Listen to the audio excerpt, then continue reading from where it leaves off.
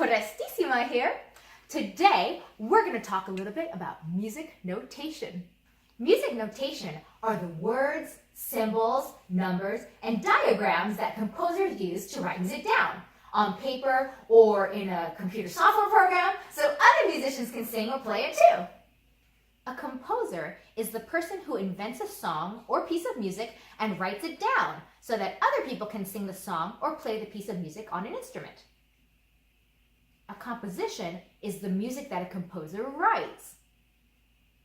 A publisher is the person or company who prints the music the composer has written down, the composition, so that it can be reproduced many times for performers, students, and teachers to purchase, use, learn, sing, or play.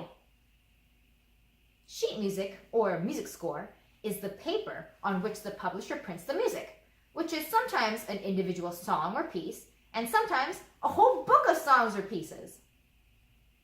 Music notation are the words, symbols, and diagrams used by the composer to write the music down on paper. Lyrics are the words of a song. Lyrics are often written on the music score along with the music notation. In piano music, lyrics are often positioned in the middle, with the right hand on the top line above the lyrics and the left hand on the bottom line below the lyrics. Let's look at a few examples of different types of music notation and music scores, including notation from traditional Western culture, past and present, contemporary music, avant-garde, and other styles, cultures, and historical periods such as Greek, Indian, and Indonesian. Here's a piano score by Mozart. This is his variations on the theme we learned as Twinkle, Twinkle, Little Star. This is music from a traditional church hymnal. Notice the lyrics are included in the score. Here's a lead sheet with jazz chords and cymbals. And here's an example of guitar tablature, which we sometimes call guitar tab. Here's an example of the early beginnings of traditional Western music notation, Gregorian chant. Next, we have some ancient Sumerian hymn drawings, ancient Byzantine, ancient Greek, and Indian.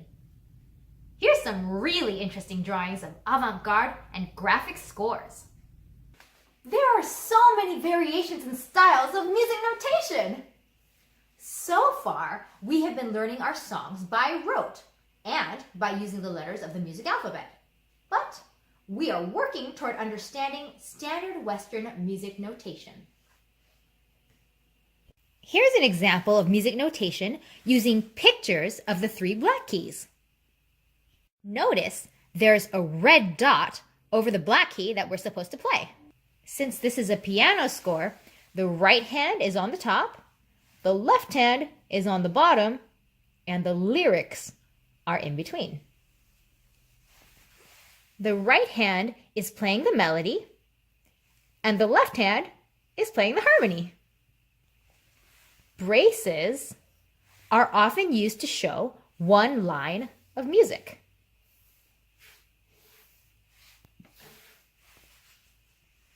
See, this is the same kind of notation we have for Hashabai, with the pictures of the 3 black keys.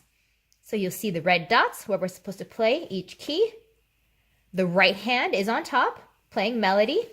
The left hand is on the bottom with the harmony. And we have the lyrics in the middle. And we have a brace showing each line of music.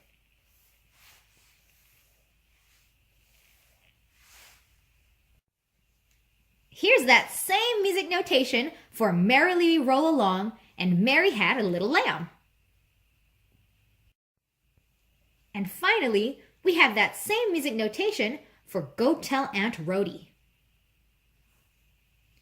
Now this is an example of another type of notation where we use the letters of the music alphabet. The symbols underneath the letters tell us where they go in relation to middle C. To show middle C, we use a diamond shape. To show notes above middle C, we use arrows pointing to the right. To show notes below middle C, we show arrows pointing to the left. Now remember, to show middle C, we'll use a diamond shape. To show the other notes, we'll use arrows going up to the right or down to the left, like this. First note above middle C with an arrow, or first below middle C with the left arrow. So then we have the second one above middle C with 2 right arrows, and 2 arrows to the left would mean the second below middle C, or the third above middle C with 3 arrows, or the fourth above middle C with 4 arrows. And then the same thing with the left arrows going down. I'll show you what I mean using the Cuckoo Song. So let's look at the Cuckoo Song. The first note is the first E below middle C. Then we have the first C below middle C. Then we have the first E above middle C. Oh, and then see the diamond? That's middle C. So here we have the second E, see the 2 arrows, second E above middle C, and 1 arrow, that's the first C above middle C. Then 3 arrows, that's the third E above middle C, and 2 arrows, that's the second C above middle C. Let's jump to the end here. Oh, look, 4 arrows. That's the fourth E above middle C, and then the third C above middle C. We use the exact same notation for hooray! See, we have G. We just played this with 2 arrows to the left, meaning this is the second G below middle C. Then this one is the first D below middle C. Then you have the first G below middle C and the first D above middle C. Are we seeing a pattern? Then you have the first G above middle C and the second D above middle C.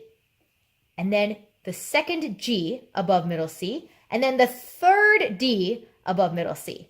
You're just going up the piano. Then, if you jump to the very end, you see the arrows are going to the left this time. This is 2 arrows, the second D below middle C, and then 3 arrows, the third G below middle C. So it's going down this time. We're going to keep using this type of music notation for a while, as we also gradually learn to use standard Western music notation. So this is how we get super comfy playing all over the piano keyboard while you learn to read music. So today we learned a little bit about music notation. And we know so many songs now. We know Hot Cross Buns, we know Hushabye, Merrily We Roll Along, and Mary Had a Little Lamb, Go Tell Aunt Rhody, Twinkle Twinkle Little Star, the Cuckoo Song, and hooray! One day, not too far away, you will be ready to give a piano recital for a friendly audience. So remember, practice all your songs, sing while you play, and memorize everything. Prestissima out!